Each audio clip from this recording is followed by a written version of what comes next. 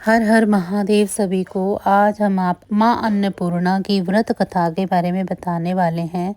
तो चलिए जानते हैं। माता अन्नपूर्णा का 21 दिवसीय यह व्रत अत्यंत चमत्कारी फल देने वाला है। यह व्रत मार्गशीर्ष मास के शुक्ल पक्ष की प्रतिपदा से शुरू होकर 21 दिन तक किया जाता है। इस व्रत में अगर व्रत न कर सकें तो एक समय भोजन करके भी व्रत का पालन किया जा सकता है। इस व्रत में सुबह घी का दीपक जलाकर माता अन्नपूर्णा की कथा पढ़ें और भोग लगाएं। अन्नपूर्णे सदा पूर्णे शंकर प्राण वल्लभे ज्ञान वैराग्य सिद्धार्थम भिक्षाम देहि च पार्वती माता च पार्वती देवी पिता देवो महेश्वरा बंधवा शिव भक्ता च स्वदेशो भुवनत्रयम्। एक समय की बात है। काशी निवासी धनंजय की पत्नी का नाम सुलक्षणा था। उसे अन्य सब सुख प्राप्त थे, केवल निर्धनता ही उसके दुख का कारण थी। यह दुख उसे हर समय सताता था। एक दिन सुलक्षणा पति से बोली, हे स्वामी, आप कुछ उद्यम करो तो काम चले। इस प्रकार कब तक काम चलेगा? सुलक्षणा की बात धनंजय के मन में बैठी गई और वह उसी दिन विश्वनाथ शंकर जी को प्रसन्न करने के लिए बैठ गया और कहने लगा, हे देवादिदेव विश्वेश्वर, मुझे पूजा पाठ कुछ नहीं आता, केवल तुम्हारे भरोसे बैठा हूँ। इतनी विनती करके वह 2-3 दिन तक भूखा प्यासा बैठा रहा। यह देखकर भगवान शंकर ने उसके कानों में अन्नपूर्णा अन्नपूर्णा अन्नपूर्णा इस प्रकार 3 बार कहा। यह कौन है, क्या कह गया? इसी सोच में धनंजय पड़ गया कि मंदिर से आते ब्राह्मणों को देखकर पूछने लगा, पंडित जी, ये अन्नपूर्णा कौन है? ब्राह्मणों ने कहा कि तू अन्न छोड़कर बैठा है, सो तुझे अन्न की ही बात सूझती है।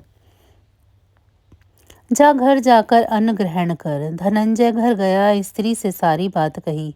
वे बोली, हे नाथ, आप चिंता ना करें, स्वयं शिवजी ने यह मंत्र दिया है, वे स्वयं ही खुलासा करेंगे।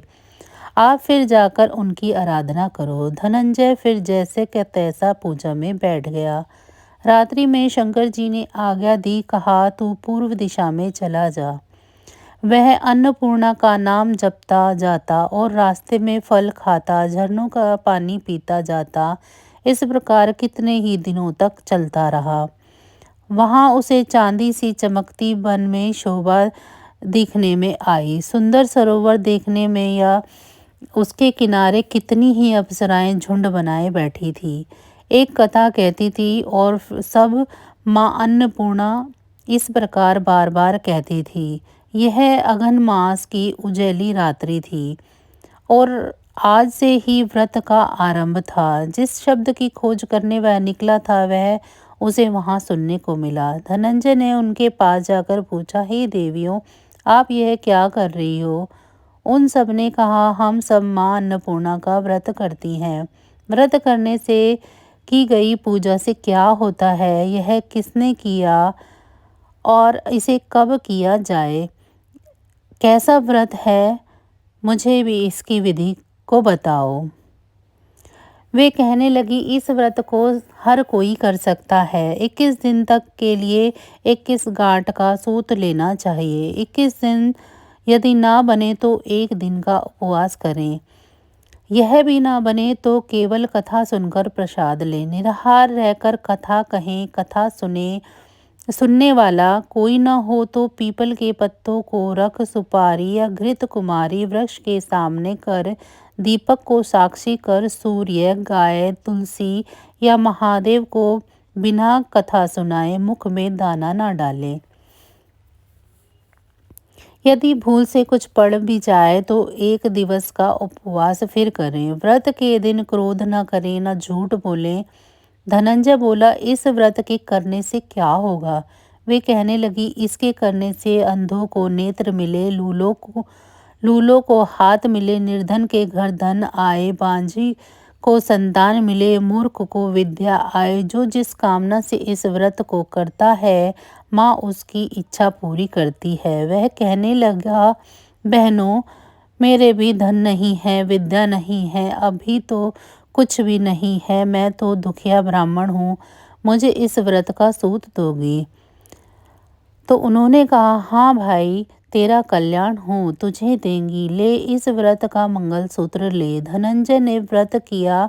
व्रत पूरा हुआ तभी सरोवर में से 21 खंड की स्वर्ण सीढ़ी हीरा मोती जड़ी हुई प्रकट हुई। धनंजय जय अन्नपूर्णा अन्नपूर्णा कहता जाता था। इस प्रकार कितनी ही सीढ़ियां उतर गया तो क्या देखता है कि करोड़ों सूर्य के प्रकाशमान अन्नपूर्णा का मंदिर है। उसके सामने स्वर्ण सिंहासन पर माता अन्नपूर्णा विराजमान है। सामने भिक्षा हेतु शंकर भगवान खड़े हैं। देवांगनाएं चवर डुलाती हैं। कितने ही हथियार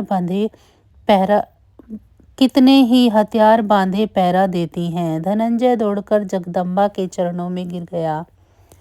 देवी उसके मन का कलेश जान गई। धनंजय कहने लगा, माता, आप तो अंतर्यामी हो, आपको अपनी दशा क्या बताऊं? माता बोली, मेरा व्रत किया है, जा, संसार तेरा सत्कार करेगा। माता ने धनंजय की जीवा पर बीज मंत्र लिख दिया। तब तो उसके रोम रोम में विद्या प्रकट हो गई। इतने में क्या देखता है कि वह काशी विश्वनाथ के मंदिर में खड़ा है। माँ का वरदान ले धनंजय घर आया।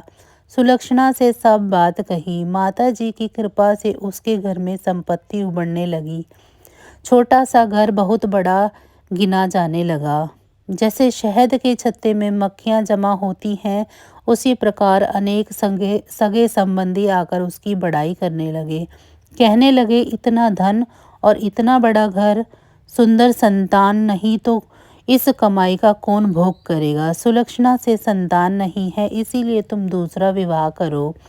अनिच्छा होते हुए भी धनंजय को दूसरा विवाह करना पड़ा और सती सुलक्षणा को सौत का दुख उठाना पड़ा। इस प्रकार दिन बीतते गए। फिर अघन मास आया। नए बंधन से बंधे पति से सुलक्षणा ने कहलाया कि हम व्रत के प्रभाव से सुखी हुए हैं, इस कारण यह व्रत छोड़ना नहीं चाहिए। यह माता जी का प्रताप है जो हम इतने संपन्न और सुखी हैं। सुलक्षणा की बात सुन धनंजय उसके यहाँ आया और व्रत में बैठ गया। नहीं, नई बहू को भी इस व्रत की खबर नहीं थी। वह धनंजय के आने की राह देख रही थी। दिन बीतते गए और व्रत पूर्ण होने में 3 दिवस बाकी थे कि नई बहू को खबर पड़ी। उसके मन में ईर्ष्या की ज्वाला दहक रही थी। सुलक्षणा के घर आ पहुंची और उसने वहां भगदड़ मचा दी। वह धनंजय को अपने साथ ले आई। नए घर में धनंजय को थोड़ी देर के लिए निद्रा ने आ दबाया। इसी समय नई बहू ने उसका व्रत का सूत तोड़कर आग में फेंक दिया। तब तो माता जी का कोप जाग गया। घर में अकस्मात आग लग गई। सब कुछ जलकर खाक हो गया। सुलक्षणा जान गई और पति को फिर अपने घर ले आई। नई बहू रूठ कर पिता के घर जा बैठी। पति को परमेश्वर मानने वाली सुलक्षणा बोली, नाथ, घबराना नहीं, माता जी की कृपा अलौकिक है। पुत्र कपूत हो सकता है पर माता कुमाता नहीं होती। जब आप श्रद्धा और भक्ति से आराधना शुरू करोगे तो माता अवश्य प्रसन्न होगी। वे जरूर हमारा कल्याण करेंगी। धनंजय फिर माता के पीछे पड़ गया। फिर वही सरोवर सीढ़ी प्रकट हुई। उसमें माँ अन्नपूर्णा कहकर वह उतर गया। वहां जहाँ माता जी के चरणों में रुंदन करने लगा। माता जी प्रसन्न हो बोली, यह मेरी स्वर्ण की मूर्ति ले, उसकी पूजा कर, तू फिर सुखी हो जाएगा। जा, तुझे मेरा आशीर्वाद है। तेरी स्त्री सुलक्षणा ने श्रद्धा से मेरा व्रत किया है, उसे मैंने पुत्र दिया है। धनंजय की आंखें खुली तो खुद को काशी विश्वनाथ के मंदिर में खड़ा पाया। वहां से फिर उसी प्रकार घर को आया। इधर सुलक्षणा के दिन चढ़े और महीने पूरे होते ही पुत्र का जन्म हुआ। गांव में आश्चर्य की लहर दौड़ गई। मानता आने लगा। इस प्रकार उसी गांव के निसंतान सेठ के पुत्र होने पर उसने माता अन्नपूर्णा का मंदिर बनवा दिया। उसमें माताजी धूमधाम से पधारी, यज्ञ किया और धनंजय को मंदिर के आचार्य का पद दे दिया। जीविका के लिए मंदिर की दक्षिणा और रहने के लिए बड़ा सुंदर सा भवन दिया।